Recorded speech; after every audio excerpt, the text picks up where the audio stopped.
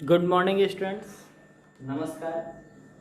आज हम लोग क्लास 4 का साइंस का chapter 2 plant habitats and adaptation. जैसा कि स्टूडेंट्स आप लोग इस सामने फिगर में देख ले रहे हैं, प्लांट हैबिटेट तो समझ गए होंगे। हैबिटेट किसको बोलते हैं? हैबिटेट बोलते हैं वैसा स्थान जहां पर हम लोग रह रहे हैं, ठीक है, उसको हैबिटेट्स बोलते हैं। और एडेप्टेशन किसको बोलते हैं? वह स्थान पे आप रहते रहते अनुकूलित हो गए हैं तो वो कहलाता है एडेप्टेशन।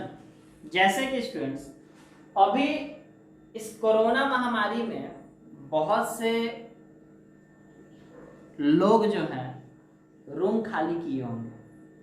कुछ लोग ऐसे हैं जो अपने गांव वापस चले गए होंगे या फिर शहर में ही एक स्थान से उठ के किसी दूसरे जगह पे चले गए होंगे। हो सकता है स्टूडेंट्स किसी दूसरे मोहल्ले में चले गए होंगे या फिर बहुत ऐसा हो सकता है कि यहाँ से उठ के कहीं अलग जगह पे ही चले गए होंगे। भूतनाथ से उठ के मालूम चला है कि वो चले गए कंकड़बाग चले गए। समझ रहे? तो आप देखिएगा स्टूडेंट्स, कभी भी अगर आपका जब जगह चेंज होता है, आप यहां से नानी घर चले जाते हैं, दादी घर चले जाते हैं, तो शुरू में 1 दिन 2 दिन आपको नींद नहीं आता होगा रात में। क्यों? क्योंकि आपका बॉडी धीरे धीरे अडेप्ट करेगा। तुरंत अडेप्ट नहीं कर सकता, धीरे धीरे वो अडेप्ट करेगा। और अडेप्ट करने के बाद फिर वहां आप वहां रहते फिर वहां के अनुसार अनुकूलित हो जाते हैं। तो स्टूडेंट्स आज हम लोग को जो पढ़ना है प्लांट के बारे में, वह हैबिटेट के बारे में, कहां पाया जाता है और उसका एडेप्टेशन क्या है। स्टूडेंट्स एक बात याद रखिएगा, प्लांट जो है बेसिकली 3 तरह का होता है। प्लांट जो है स्टूडेंट्स बेसिकली 3 तरह का होता है, ठीक है। ऐसे 3-4 तरह का 5 तरह का होता है, लेकिन 3 तरह का मोस्टली है। जैसे कि एक प्लांट ऐसा होगा जो टेरेस्ट्रियल प्लांट होगा। टेरेस्ट्रियल प्लांट किसको बोलते हैं? जो धरती पे पाया जाएगा, जमीन पे पाया जाएगा, उसको बोलते हैं हम लोग टेरेस्ट्रियल प्लांट। स्टूडेंट्स कुछ प्लांट ऐसा होगा जो आपको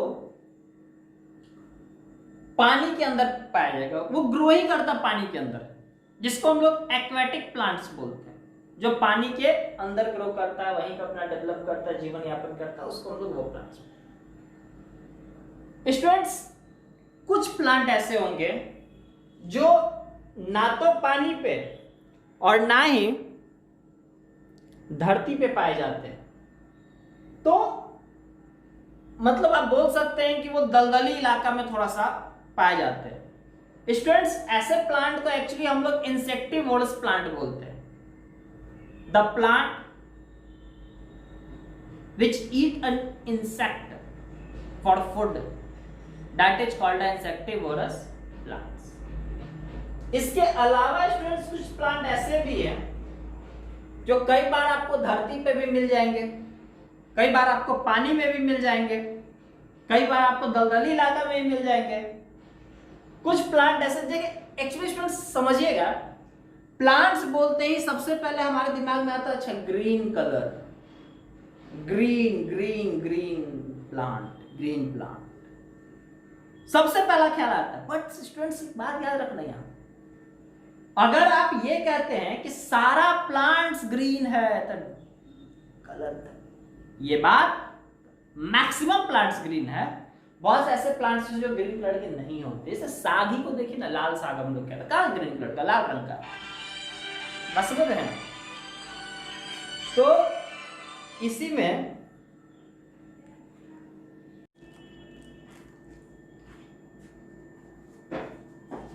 पौधों की जाति के बारे में पढ़ेंगे, यानी प्लांट किंगडम।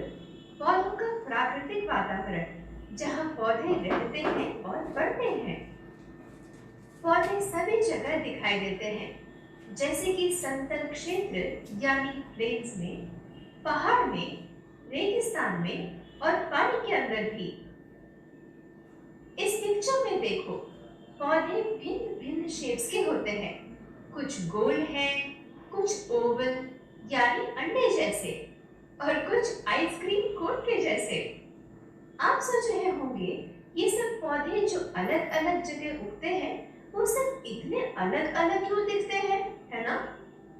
क्योंकि पौधे आसपास के वातावरण के अनुसार ढल जाते हैं। जैसे कि कई जगह बहुत बारिश आती है, कई जगह ठीक मात्रा में, और कहीं तो बिल्कुल भी नहीं।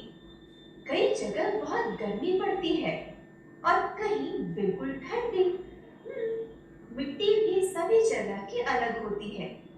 कुछ जगह सूखी रेत के समान मिट्टी होती है, तो कई जगह कीचड़ सी मिट्टी। कुछ पौधे ठंडी और पहाड़ी जगह उगते हैं, जहाँ कभी कभी बर्फ यानी स्नोफॉल भी होती है। यहाँ के पौधों में ढलान की जैसी रूप होती है, ताकि स्नो आसानी से गिर जाए। उनकी पत्तियां भी कई सुई की जैसी होती हैं, ताकि वह ठंड और बर्फ से बची रहें। और फूलों के बजाय उनमें कोन्स होते हैं, इसलिए उन्हें कॉनिफर्स कहते हैं।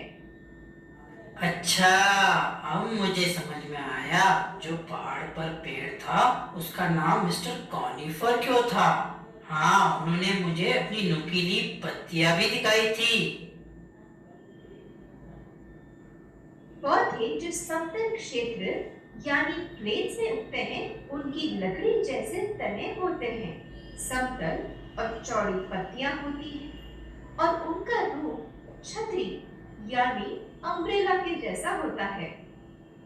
हाँ, बरगद का पेड़ ऐसा ही था, छोटी समतल पत्तियां और मोटे मोटे तने। रेगिस्तान यानी डेजर्ट का मौसम गर्म और सूखा होता है, इसलिए बहुत कम पौधे वहां उगते हैं। भला बताओ, वहां पौधे कैसे जिंदा रहते हैं? वहां तो बारिश भी नहीं होती, क्योंकि पौधों में मोटा ताजा यानी फ्लैशी तना यानी स्टेम होता है, जहां वो पानी जमा कर रखते हैं। पत्तियां भी कांटों जैसी होती हैं, ताकि पानी बाहर न जा सके। उनकी जड़ यानी रूट्स भी पानी की खोज में दूर दूर तक फैली होती हैं, और तुरंत थोड़ा भी पानी मिले तो पी लेती हैं। बिल्कुल सही, वहाँ बहुत ही कम पौधे थे। मिस्टर कैक्टस की पत्तियां भी कांटों जैसी थी। अब हम दलदल यानी मार्शलैंड के पेड़ों को देखते हैं। ये थोड़े अलग नहीं लग रहे? इनकी जड़ें जमीन के ऊपर क्यों हैं? दलदल यानी मार्श में कीचड़ सी मिट्टी होती है, जो बहुत सारा पानी इकट्ठा करके रखती है, इसलिए हवा उसमें नहीं घुस पाती। उसकी जड़ें भी हवा नहीं सूंघ पाती, इसलिए इन पेड़ों की एक स्पेशल सांस लेने की रूट्स होते हैं, जो जमीन के ऊपर होते हैं। क्या आपको पता है, हमारे देश का राष्ट्रीय फूल यानी कमल या लोटस में स्पेशल बात क्या है? हाँ, वो बहुत सुंदर है और वो पानी में ही उगता है। इसी तरह कुछ और पौधे पानी में ही उगते हैं, उन्हें एक्वाटिक प्लांट्स कहते हैं, जो कि नदियों, झील और समुद्र में पाए जाते हैं। कुछ पानी के पौधे जैसे कि लोटस और वाटर लिलीज की जड़ें पानी के नीचे की सतह की मिट्टी से चिपकी रहती हैं। बड़ी पतली पत्तियां पानी की सतह पर तैरती रहती हैं। कभी सोचा है कि ये पौधे पानी के तेज बहाव से टूट क्यों नहीं जाते?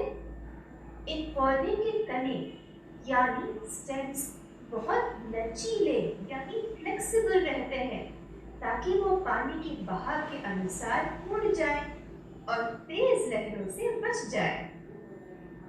अब मैं समझा, वह छोटा पौधा पानी में रहने वाला एक्वाटिक प्लांट था। उसकी बड़ी सी पतली पत्ती थी। क्या आपने कभी कोई पौधे को पानी में तैरते हुए देखा है? कुछ पौधे जैसे कि डकवीड और वाटर हाइसिंथ पानी पर तैरते हैं। उनका शरीर बहुत स्पॉन्जी होता है, जिसमें हवा भर जाती है और पौधे को हल्का कर देती है ताकि वो तैर सके। इन्हें फ्लोटिंग प्लांट्स कहते हैं। कुछ पौधे पानी के अंदर उगते हैं। इन्हें सबमर्ज्ड प्लांट्स कहते हैं।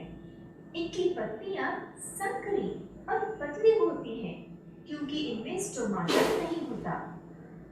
ये ऑक्सीजन पानी में छोड़ देती हैं, जिसे मछलियां सांस लेने के लिए इस्तेमाल करती हैं। प्राकृतिक वातावरण जहाँ पौधे रहते हैं और बढ़ते हैं, उसे उनका आवास यानी हैबिटेट कहते हैं। तो हमने देखा पानी के पौधों को एक्वाटिक प्लांट्स कहते हैं।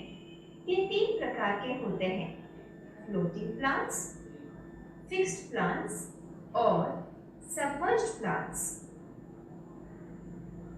पौधे जो कि जमीन पर उगते हैं उन्हें टेरेस्ट्रियल प्लांट्स कहते हैं।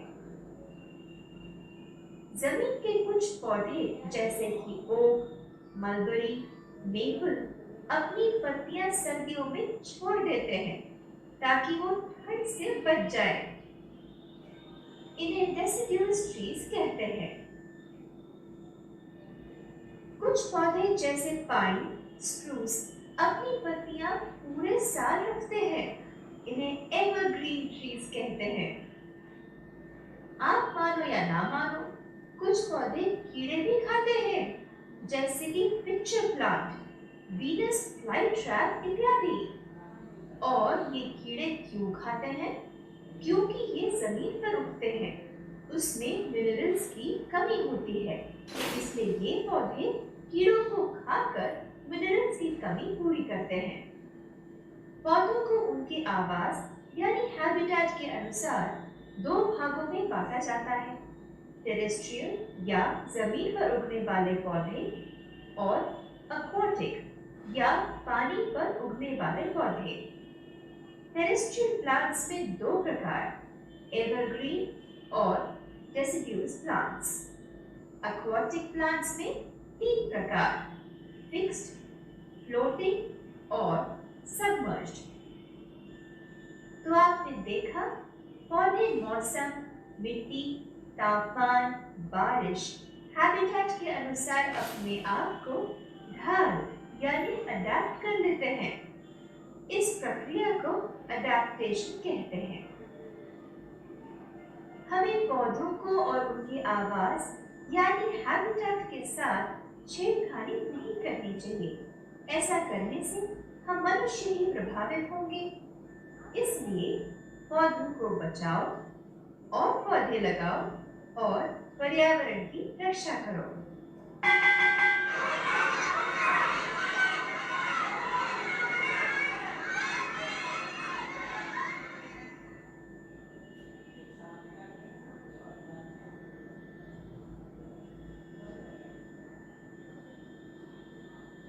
Today we will learn about plant kingdom. Plant kingdom means the natural surroundings where plants live and grow. Plants grow almost everywhere on the earth. We can see plants in the plains, hills, desert, and also in and under the water. Here we see the trees are of different shapes. Some are round like a ball, some oval, some like ice cream cones. Why trees which grow in the different places look so different? Because the plants make some changes to survive in the different surroundings. As some places get heavy rains, some get average, and some hardly get any. Some places are very hot, while some are very cold. Soil of different places is also different. Some places have dry and sandy soil, while others have clay or muddy soil. Some trees grow in cold and hilly regions. In fact, in some of these places, there is snowfall also. Trees in these places have sloping shape so that snow falls off easily from them. They have tough needle-like leaves that can survive in the cold and snow. Instead of flowers, they have cones, therefore they are called conifers. Oh, that's why on the hill that tree name was Mr. Conifer. He did show me his pointed needle-like leaves. Trees that grow in the plains have woody stem, flat and broad leaves. They have shape like an umbrella. Yes, that banyan tree was like this, with flat and broad leaves and thick branches too. The desert climate is hot and dry, so only few plants are found there. How do plants survive there? There is hardly any rainfall in the desert. Desert plants have fleshy stems to store the water. Their leaves are like horns to prevent the water loss. Their roots are spread far out in search of water and quickly catch even a small amount of water. So true. I only saw few plants there. Mr. Cactus also had the leaves like thorns. Let us see the plants of the marshlands. They are so different. While their roots come out of the soil, marshes have clay soil which holds a lot of water. Therefore, air cannot enter in the soil. The roots of these trees cannot breathe in the marshes, so they have special respiratory roots above the ground to breathe.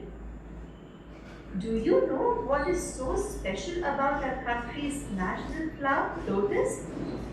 Yes, it is definitely beautiful. It is also a water plant. It grows in the water only. Similarly, some other plants grow in the water only. They are called aquatic plants. These may grow in the rivers, lakes, or ponds, and even in the sea. The roots of some water plants like lotus and water lilies are fixed in the mud at the bottom of the pond. Big, thin leaves float over the surface of water. Do you wonder why they do not break when the water current is so strong? Stems of these plants are very flexible, so they can bend with the flow of water and don't get damaged by strong currents. Now I know that little plant was an aquatic plant. Yes, it had flat, thin leaves. Have you ever seen some plants floating in the pond or river? Plants like duckweed and water hyacinth can float freely. They have spongy bodies with air filled in them and make plants light enough to float. These are called as floating plants. Some plants grow completely under the water. These plants are called submerged plants. Their leaves are narrow and thin without the stomata.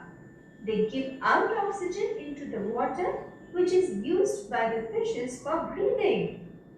The natural environment or surrounding where a plant lives is called its habitat.